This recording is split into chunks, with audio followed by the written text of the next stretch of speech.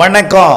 செல்வகுமாரின் முக்கடல் காற்று பற்றிய அறிவிப்பும் இலங்கைக்கான வானிலை ஆய்வறிக்கையும் 2025 பிப்ரவரி 18 செவ்வாய்க்கிழமை அதிகாலை நிலவர ஆய்வறிக்கை. முதலிலே முக்கடல் காற்று பற்றிய அறிவிப்பு. அதிகாரப்பூர்வ முக்கடல் காற்று பற்றிய அறிவிப்பிற்கு இந்திய வானிலை ஆராய்ச்சித்துறை அறிக்கையை பார்க்கவும். காற்றை பொறுத்த வரைக்கும் சுமத்ரா தீவரிகை நீடித்துக் கொண்டிருக்கூடிய காற்று சுழற்சி காரணமாக இலங்கையில் லேசான மழை பொழிவை மட்டும் கொடுக்க இருக்கிற நிலையில் இலங்கையோட கடற்கரையை ஒட்டிய மன்னார் வளைகுடா பகுதியில் கொஞ்சம் காற்று இருக்கும். அது எடை குறைந்த படகுகளுக்கு அச்சுறுத்தல் காற்று. மன்னார் வளைகுடாவில் ஆங்காங்கே ஒரு சில நிமிடங்கள் அவ்வப்பொழுது எப்பொழுதாவது ஒரு முறை இது எடை குறைந்த படகுகளுக்கு மட்டும் அச்சுறுத்தும் காற்றாக இருக்கும். ஆகவே இதில் இதை தமிழ்நாட்டுக்கு எந்தவித பாதிப்பையோ அச்சுறுத்தலையோ கொடுக்காது. இருந்தாலும் மன்னார் வளைகுடாவில், அதாவது ஆழ்கடலுக்கு, மன்னார் வளைகுடாவின் ஆழ்கடல் பகுதிக்கு செல்லும் பொழுது, ஆழப்பகுதிக்கு செல்லும் பொழுது சற்று எச்சரிக்கையுடன் மீன்பிடிக்க வேண்டும். குறிப்பாக பெரிய படகுகளுக்கு எந்தவித பிரச்சனையும் கொடுக்காது. எடை குறைந்த துடுப்பு படகுகளுக்கு பிரச்சனை கொடுக்கும். ஆனால் அங்கே அது போகாது என்று நினைக்கிறேன்.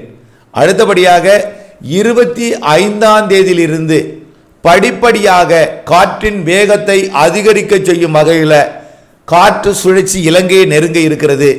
26ஆம் தேதி மன்னார் வளைகுடா, தமிழ்நாடு, இலங்கை இடைப்பட்ட, அதாவது இந்தியா இலங்கை இடைப்பட்ட பாக் ஜலசந்தி பகுதி, அதாவது டெல்டா மாவட்ட கரையோரம் தொடங்கி குமரி கரையோரம் வரைக்கும், கன்னியாகுமரி, திருநெல்வேலி, தூத்துக்குடி, ராமநாதபுரம், புதுக்கோட்டை மற்றும் டெல்டா மாவட்ட கரையை ஒட்டிய கடற்பகுதிகளில் வரக்கூடிய 26ஆம் தேதியிலிருந்து கிழக்கு திசை காற்று சற்று வேகம் எடுக்கும். 27, 28 தேதிகளிலே கண்டிப்பாக கிழக்கு திசை காற்று மன்னார் வளைகுடா பாக் ஜலசந்தி பகுதிகளில், குமரி கடற்பகுதிகளில் சற்று வலுவாக இருக்கும். 45 முதல் 55 கிலோமீட்டர் வேகம் கொண்ட காற்று மாத இறுதி நாளாம் 27, 28 தேதிகளிலே இருக்கும் என்பதை நினைவில் கொள்ள வேண்டும். அதேபோல வடகடலோரமும் டெல்டா கடலோரமும் 25 35 கிலோமீட்டர் வேகம் கொண்ட காற்று அவ்வப்பொழுது கரையை ஒட்டிய கடற்பகுதிகளில் இருக்கும். தரையில் கூட 26, 27, 28 தேதிகளில் கிழக்கு திசையிலிருந்து காற்று மேற்கு திசை கணவாய் பகுதிகளை நோக்கியும் அரபிக்கடல் பகுதியை நோக்கியும் கர்நாடகா மற்றும் ஆந்திர பகுதி வரைக்கும் கூட, அதாவது வங்கக்கடலிலிருந்து தமிழ்நாடு, ஆந்திர பிரதேசம் தரையேறி அது மேற்கு நோக்கி பயணிக்கலாம். இந்த காற்று தரையில் சற்று இதமான வெப்பநிலையை ஏற்படுத்தும். குளிர்ந்த சீதோஷ நிலை, வெயிலற்ற, அதாவது ஒரு வாட்டும் வெயில் விலகி இதமான வெப்பநிலையை ஏற்படுத்தும். இதை அறிவிப்பதற்கான காரணம் என்னவென்றால், தரையிலேயே லேசான காற்று இருக்கும் என்பதனால தரையை ஒட்டிய கடற்பகுதியில் கொஞ்சம் காற்று கூடுதலாக இருக்கும், ஆழ்கடலில் இன்னும் கொஞ்சம் கூடுதலாக இருக்கும், மன்னார் வளைகுடாவில் இன்னும் கூடுதலாக இருக்கும்.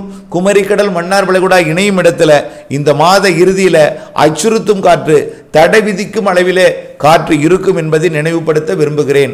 வரக்கூடிய 26ஆம் தேதிக்கு மேல் கடலில் மீன்பிடிக்க செல்பவர்கள், கடல் தொழில் செய்பவர்கள் வானிலை ஆய்வறிக்கையுடன் இணைந்திருந்து 26ஆம் தேதிக்கு மேல் கடலிலே காற்று எப்படி இருக்கும், மன்னார் வளைகுடா பாக் ஜலசந்தி குமரி கடற்பகுதிகளில் கிழக்கு திசை காற்று, வடகிழக்கு திசையிலிருந்து வரக்கூடிய காற்று, இலங்கை சுற்றுவட்டார பகுதியிலிருந்து வரக்கூடிய காற்று மன்னார் வளைகுடா குமரி கடற்பகுதிகளில் எப்படி இருக்கும் என்பதை அறிந்து நீங்கள் கடல் தொழில் செய்திட வேண்டும். தூத்துக்குடி கொழும்பு, தூத்துக்குடி மாலத்தீவு, தூத்துக்குடி லட்சத்தீவு இடைப்பட்ட சரக்கு போக்குவரத்திற்கு 28ஆம் தேதியிலிருந்து இடையூறு கொடுக்கக்கூடிய காற்று இருக்கும் என்று தெரிகிறது. 26லிருந்தே தெரிகிறது. 28, 20 மார்ச் 1, 2 தேதிகளில் கண்டிப்பாக தடை விதிக்கும் அளவிற்கு தடை ஏற்படுத்தும் காற்று 26, 27, 28 மற்றும் மார்ச் 1, 2, 3 தேதிகளில் இருக்கும் என்று எதிர்பார்க்கப்படுகிறது. ஆகவே வானிலை ஆய்வறிக்கையுடன் இணைந்திருந்து இந்த மாத 26ஆம் தேதிக்கு மேல் குமரிக்கடல் மன்னார் வளைகுடா மற்றும் பாக் ஜலசந்தி தமிழ்நாட்டின் கரையோர பகுதிகளில் காற்று எப்படி இருக்கும் என்பதை அறிந்து கடல் தொழில் செய்ய வேண்டும். கடலில் எந்த வலுவான நிகழ்வு இல்லாவிட்டாலும் கீழடுக்கு சுழற்சி மற்றும் காற்றழுத்த தாழ்வு நிலை காரணமாக கிழக்கு காற்றை தமிழ்நாட்டிலே ஏற்றலாம் என்று எதிர்பார்க்கப்படுகிறது. அடுத்தபடியாக இலங்கைக்கான வானிலை ஆய்வறிக்கை. இலங்கையை பொறுத்த வரைக்கும் நேற்றைக்கே மழைப்பொழிவு இலங்கையில் தொடங்கிவிட்டது. ஆங்காங்கே தூறல் மழைப்பொழிவை இலங்கைக்கு கொடுத்து வருகிற நிலையில் இன்றைக்கும் இலங்கையோட தெற்கு பகுதியில் மிரட்டும் வானிலையும் தூறலையும் கொடுக்கும். இப்படியே தூறலும் மிரட்டும் வானிலையும் இருந்து கொண்டிருக்கும் நிலையில 23ஆம் தேதியிலிருந்து இலங்கைக்கு, அதாவது இலங்கையோட தெற்கு மற்றும் தென்கிழக்கு பகுதிகளில், அதாவது திரிகோணமலைக்கு தெற்கே பட்டிகோலா, அம்பாறை, பனாமா, ஹம்பந்தோட்டா, டேனியா, ரத்னபுரா, கண்டி மற்றும் பதுல்லா, அனுராதபுரத்திற்கு வவுனியாவிற்கு தெற்கே அனுராதபுரம், திரிகோணமலை உட்பட பட்டிகோலா, கல்முனை, அம்பாறை உட்பட நல்ல மழை 24ஆம் தேதியிலிருந்து தெரிகிறது. இந்த மழை பொழிவு படிப்படியாக 25ஆம் தேதி வாக்கில் வடக்கு கிழக்கு மாகாணங்களுக்கும் எட்டும் என்று எதிர்பார்க்கப்படுகிறது. அதாவது யாழ்ப்பாணம், காங்கேசன்துறை, முல்லைத்தீவு மற்றும் கிளிநொச்சி போன்ற பகுதிகளுக்கும் இந்த மழை பொழிவு எட்டும் என்று எதிர்பார்க்கப்படுகிறது. 25ஆம் தேதியிலிருந்து வடக்கு கிழக்கு மாகாணங்களுக்கு எட்டக்கூடிய மழை 26, 27 தேதிகளிலே தமிழ்நாட்டிற்கும் கொடுக்கும் என்பதனால இலங்கைக்கு 27, 28 தேதிகளிலே கனமழை வாய்ப்பு தெரிகிறது. 27, 28 தேதிகளிலே ஒட்டுமொத்த இலங்கைக்கும் கனமழை தெரிகிறது. அதாவது மீண்டும் ஒரு சுற்று அணைகளை நிரப்பி அணைகள் கதவுகளை திறப்பி ஆறுகளிலே மீண்டும் ஒரு வெள்ளப்பெருக்கை ஏற்படுத்தலாம். அறுவடை தானியங்களுக்கு பாதிப்பு ஏற்படுத்தலாம். ஆகவே இலங்கையில் முதிர்ந்த நெல் தானியங்களை அறுவடை செய்ய காத்திருப்பவர்கள் விரைந்து அறுவடை செய்திடுங்கள். முதிர்ந்திருந்தால் விரைவில் அறுவடை செய்திடுங்கள். 24ஆம் தேதியிலிருந்து உங்களுக்கு மழை வானிலை என்பதையும் 23ஆம் தேதிக்குள் அறுவடை செய்ய பாருங்கள் என்று அன்போடு கேட்டுக்கொள்கிறேன். இந்த மாத இறுதியிலிருந்து மார்ச் மாதம் 5ஆம் தேதி வரை, அதாவது பிப்ரவரி 25 மார்ச் 5 வரை, அதாவது இதில் ஒரு 3 நாள், அதில் ஒரு 5 நாள், 8 நாள், ஒரு வாரத்திற்கு இலங்கைக்கு மழை வானிலை என்பதை நினைவில் கொள்ள வேண்டும். சரி, அதற்கு பிறகு இடைவெளி கொடுக்குமா என்றால் 2, 3 நாட்கள், 4 நாட்கள் தான் இடைவெளி கொடுக்கும். மீண்டும் மார்ச் 12 தேதி வாக்கில் அழுத்த காற்று சுழற்சி வர இருக்கிறது.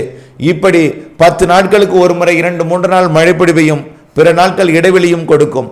இப்படிப்பட்ட வானிலை இந்த ஆண்டு கோடையில் இருக்கும் என்று எதிர்பார்க்கப்படுகிறது. நிகழ்வானது தொலைவில் இருக்கும் பொழுது வெயிலையும், நெருங்கி வரும்போது மழையையும் கொடுக்கும். ஆக இந்த ஆண்டு கோடையில் சராசரிக்கு கூடுதல் மழை இருக்கிறது, சராசரி வெப்பம் பதிவாகும் என்பதை நினைவில் கொள்ள வேண்டும். ஆக கண்டிப்பாக பிப்ரவரி 23 மிரட்டு வானிலை, 24 மழை, 25 மத்திய மாகாணங்கள் வரைக்கும் மழை எட்டி பிடிக்கும். 26 ஒட்டுமொத்த இலங்கைக்கும் மழை. 27, 28 மார்ச் 1, 2, 3, 4, 5 தேதிகளில் கனமழை. இவையெல்லாம் நினைவில் கொண்டு வானிலை அறியாதவர்கள், அறுவடைக்கு நாள் குறிக்காதவர்கள், அறுவடைக்கு இந்த மழை நாட்களிலே நாள் குறித்தவர்கள் யார் என்பதை அறிந்து அவர்களுக்கு இதை எடுத்து கூறி 23ஆம் தேதிக்குள் அறுவடை செய்ய பாருங்கள் முதிர்ந்திருக்கும் நெல் தானியங்களை. அதற்கு பிறகு அறுவடை வந்தால், பச்சையாக இருந்தால் வானிலை ஆய்வறிக்கையுடன் இணைந்திருந்து இடைவெளி எப்பொழுது வழங்குகிறது என்பதை பார்த்து அறுவடை செய்திட வேண்டும். வானிலை அப்டேட்ஸை பார்த்து திட்டமிட்ட வேளாண்மை செய்திடவும் மழை நீரை சேகரித்திடவும் அன்போடு கேட்டுக்கொள்கிறேன். நன்றி.